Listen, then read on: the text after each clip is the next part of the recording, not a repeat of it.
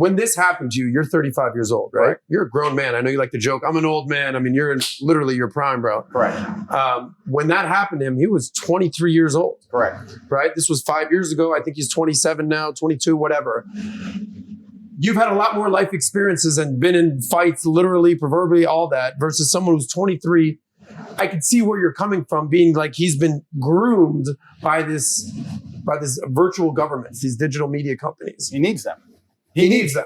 He's become a mouthpiece of them, is what you're saying. He's a mouthpiece of them. He needs them. And you're right. He was younger at the time. I would like to think that Patrick has been through a much harder situation in his life at younger than 23 than cancellation and wasn't crying his eyes out like a little girl. So the dude's obviously emotionally soft. He needs them. And the reason he needs them is because Logan Paul doesn't have fans, he has viewers. And that's what's actually been highlighted to me significantly since my banning, that there's a massive difference between those two things. Logan Paul is a person who needs the platforms and needs the algorithms, and people will watch him, but they will sit there and most of them will call him names, but he will have views. That is different than having fans. When you have fans, look at me, for example, when I got canceled, they say, where's Tate? Where is he? I'll go anywhere he is. I'll download any app. I'll uninstall the other apps. I'll take his content and post it on the platforms they don't want him on. Where is Tate? That's a fan. And that's different. When you only have viewers, you need the algo. Yeah. I don't need the algo. As long as people know where I am, they're going to come.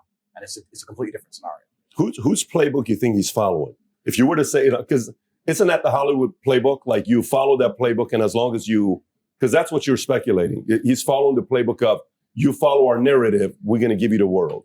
I think that since the dawn of human time, anybody who had power understood that it was a particular demographic which is going to become dangerous to their power mechanism in the future. It's not a new idea. The idea that the Romans would conquer a Greek city and kill all the boys and all the military age males, it's always been the same, right? Who's going to cause us trouble if we want to hold this city? These guys. We'll get rid of them. So nowadays, I think what they're trying to do is neuter this class. They're trying to neuter this class by affecting them mentally and affecting their mindset and affecting their ability to think critically.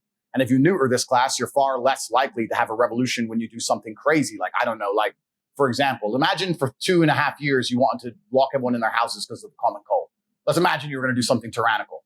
You would want to ensure that this class of individuals were so busy concerned with either being depressed or jerking off or being physically weak or distracted. So they didn't all stand up and go, wait, this common cold can't hurt me. And I just started my business and I ain't going bankrupt for this shit.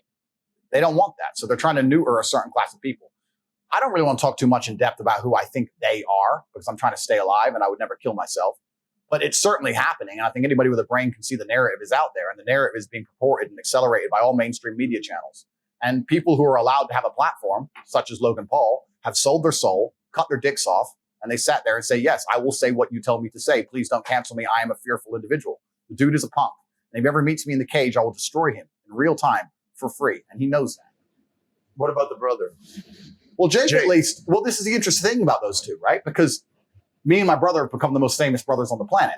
So there's also a degree of jealousy involved. I was just going to ask that. You get the Tate bros and the Paul brothers, and it's like this balance of power that's being shifted, and this completely sort of this dance that's happening. It's interesting, right? Because you had the Disney brothers, the Disney brothers, who gained a bunch of power and notoriety, and they were the most famous brothers on the planet, and they've now been usurped by my brother and I, who come from a very unfortunate background and grew up on the street and did everything ourselves.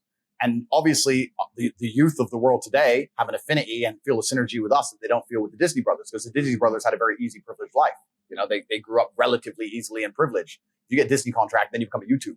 You never really know the struggle. I mean, you've had it pretty good. So there's a degree of jealousy involved. Jake at least stood up for free speech. Jake has said some negative comments about me. I've said a few negative things about him. But I have nothing personal against Jake. And also, I find it interesting that Jake and Logan are not even that close. They may pretend to be. Obviously, they're brothers. But Jake and KSI have beef. They're literally trying to hurt each other. Logan is KSI's best friend.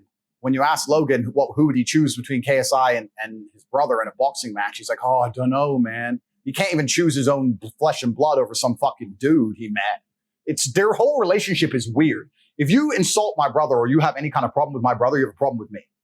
That's on site permanent. Like, me and my brother are like this, but they're not like that. They have this weird relationship and they've slept with each other's girlfriends and a bunch of weird shit. So I don't know what's going on with them. If you enjoyed this video and you want to watch the entire podcast, click over here. And if you want to be connected with experts, influencers such as Kiyosaki, Tate, Connolly, Palmentary, myself, and others. Download the app Minect, where you get a chance to connect with these folks by the minute. You get to buy the minute or have FaceTimes with them, 15 minutes, ask them any questions you may want to have.